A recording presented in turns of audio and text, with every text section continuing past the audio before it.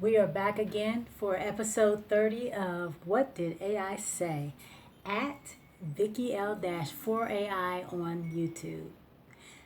Thank you for giving me about 15 minutes of your time. And this is going to be a good one. Got a lot of information. You know, when Chatgpt gives you 2 pages, that's a lie. And then Deepseek did the same. So this is going to be a good one. Okay, let's go ahead and jump right into today's question. Is there a connection between organized religion and deviant sexual behaviors? That's a deep and sensitive question. The short answer is yes. There are documented connections, but it's not a simple cause and effect.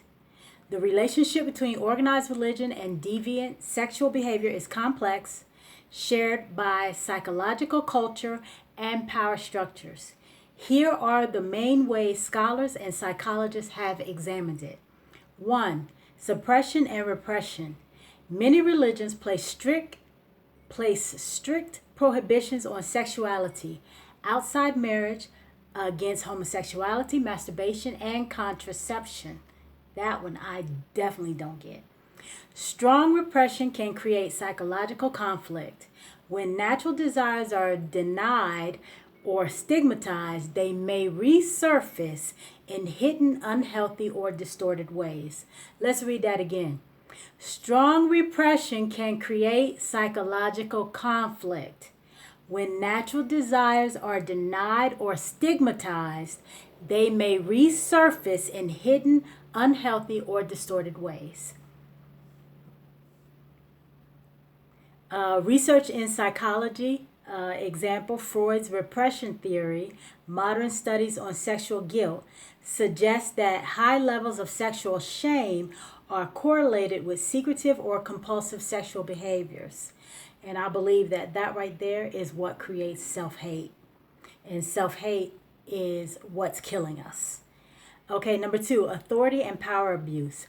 Organized religion often concentrates power in clergy or leaders, creating environments where followers trust and obey them without question. I added the without question because that's what I've seen. This can make vulnerable people, especially children, women, or new converts, susceptible to sexual exploitation. Examples: the Catholic Church abuse scandals, cases in some evangelical, Buddhist, Hindu, and Islamic institutions, as well as cults. Okay, 3, double lives and hypocrisy. We've all seen this. When religious leaders preach celibacy or sexual purity but struggle with their own desires, some develop secret behaviors that contradict their teachings. This can lead to hidden deviance such as extramarital affairs, pornography addiction, or more serious misconduct. Studies show that clergy accused of misconduct often lived under strict codes of celibacy or sexual denial. Let's read that again. Studies show that clergy accused of misconduct often lived under strict codes of celibacy or sexual denial. I have always believed that. 4, social control versus transgression. Religion uses sexual morality to enforce social order, such as marriage, family roles, and procreation. For some individuals, breaking these taboos provides a thrill of transgression, which can manifest in deviant acts. Never looked at it from that point of view. Okay. Anthropologists note that the stricter the religious rules, the more tempting it may become for some to break them. Not universal. Not all religious people or institutions show these problems. Some religious frameworks encourage healthy sexuality within boundaries. Example, marital intimacy as sacred. Others have reformed to reduce shame and emphasize consent and respect, which can prevent deviance. That I believe that's true. So the connection is this: strict sexual repression combined with authority and secrecy in organized religion can foster conditions where deviant sexual behavior is more likely to occur especially among leaders. But the link is indirect, not inevitable. Okay.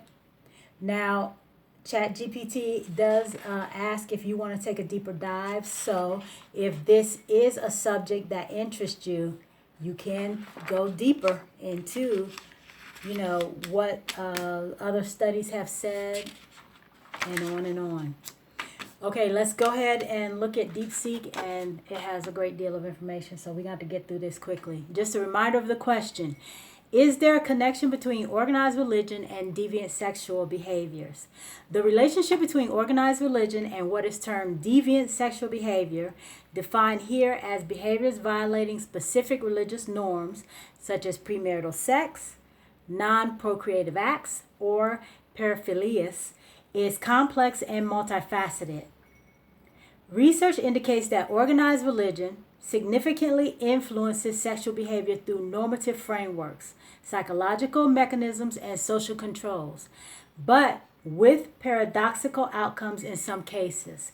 Here is a synthesized analysis. Number one, religious norms as definitions of deviance.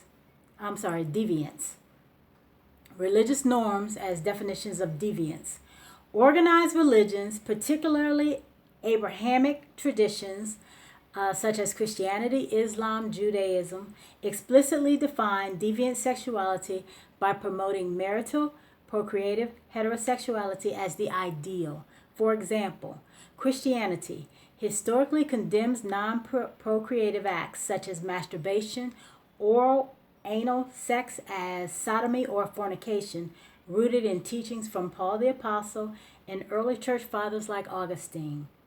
Islam and Judaism permit sexual pleasure within marriage but strictly prohibit premarital sex, adultery, and homosexuality, and it also links female sexuality to family honor.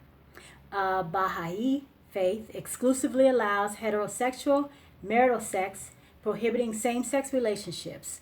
These norms pathologize behaviors like non-marital sex, same-sex intimacy, or BDSM as moral violations. 2. Mechanisms of influence or on behavior. Religiosity impacts behavior through two primary pathways as identified in social control theory. The first one is intrinsic internalization. Religious individuals internalize teachings reducing motivations for deviant acts. For instance, religious adolescents report lower enhancement motivations, example, sex for physical pleasure, leading to delayed sexual debut and fewer partners. The next one is intrinsic control. Fear of shaming, guilt, or divine punishment suppresses behavior. However, studies show this pathway is less effective. Religiosity rarely overrides pre-existing sexual motivations. That's the issue. Meta-analysis confirm small but significant effects. Higher religiosity correlates with later sexual debut and fewer partners, though not with condom use or safe practices. So, although the higher religion impacts the later sex and the fewer partners, but it doesn't impact condom use and safe practices. So, go figure. 3. Paradoxical and counterintuitive effects. Well, revisit that real quickly. It's because that's not taught. So, there you have it. Ironically, highly religious environments may increase certain deviant behaviors. Pornography use. Adolescents in conservative Protestant U.S. counties are 66.5% more likely to view porn, especially non-adherents. Researchers attribute this to repressed curiosity and a lack of open dialogue. Let me tell you, that open dialogue can do some serious good. Okay? Open dialogue can do some serious good. Talk to your kids. Allow your kids to talk to you. That, here's a book thing, or go to your Bible. No, no, that doesn't work. And all of us who are 60s babies, we know this.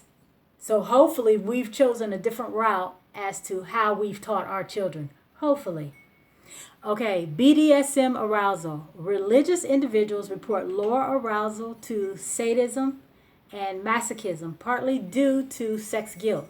But non religious individuals show higher prevalence, 64.6% versus 54.7%. Ah, yeah, that's a pretty big gap. This suggests that restrictive norms may drive covert exploration. Variations across traditions. Different religions exert distinct levels of control. This is true. Let's start with Christianity. The religious tradition is abstinence until marriage, sex for procreation, not necessarily pleasure. Primary sexual norms, strong delay in sexual debut, and increased guilt, shame. Islam and Judaism. The religious tradition is marital pleasure permitted, but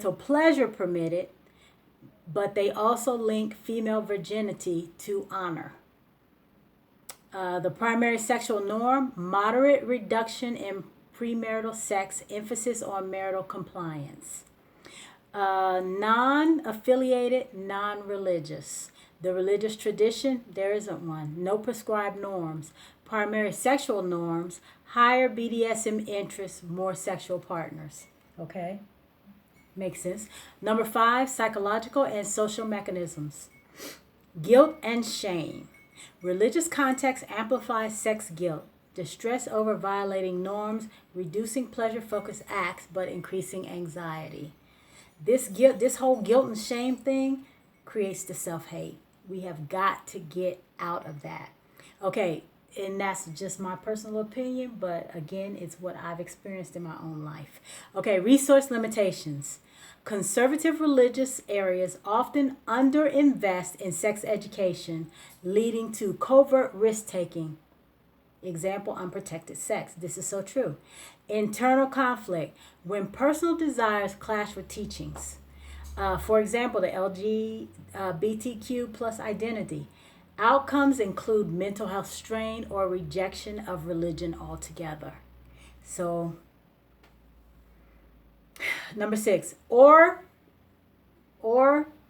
no, it said it. It said the outcome. Well, no, it says mental health strain and rejection of religion altogether, but there's another one.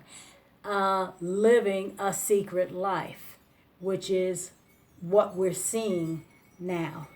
Okay, number 6, limitations and unresolved questions. Most research focuses on Abrahamic religions in Western contexts, global perspectives. For example, Eastern religions are underrepresented. Studies rely on self-reporting, which may underestimate deviant acts due to stigma. This is true. Self-reporting. Causality, remains unclear. Does religion shape behavior, or do pre-existing attitudes attract adherents to certain faiths? That is a great question. Oh, wow, that's an excellent question. Okay, Deepseek conclusion. In conclusion, organized religion strongly influences sexual behavior by defining and policing deviance through intrinsic norms or and extrinsic controls. While it reduces some behaviors like early sexual activity, it may inadvertently foster others like pornography use due to repressed curiosity and inadequate education. The connection is thus characterized by paradoxical control. Religion suppresses overt deviance but often drives covert expression or psychological distress. Effective sexual health strategies in religious communities require open dialogue rather than prohibition-only approaches. We got to get out of that. Okay, so how does any of this affect our daily lives? Many are noticing that we are seeing a lot of religious people who seem to be oppressing or repressing their true identities, which is causing self-hate. Normally, when people hate themselves, they point their hate outward and they start hating others. So we have got to figure out another way to get to this. Okay, let's go ahead and move on to our positive saying, because this episode has gone over. And this is going to come from Carl Jung, who is one of my, one of the people that I like his sayings. So he says that modern men don't see God because they don't look low enough. Modern men don't see God because they don't look low enough. Okay, there you have it. Thank you so very much, and peace.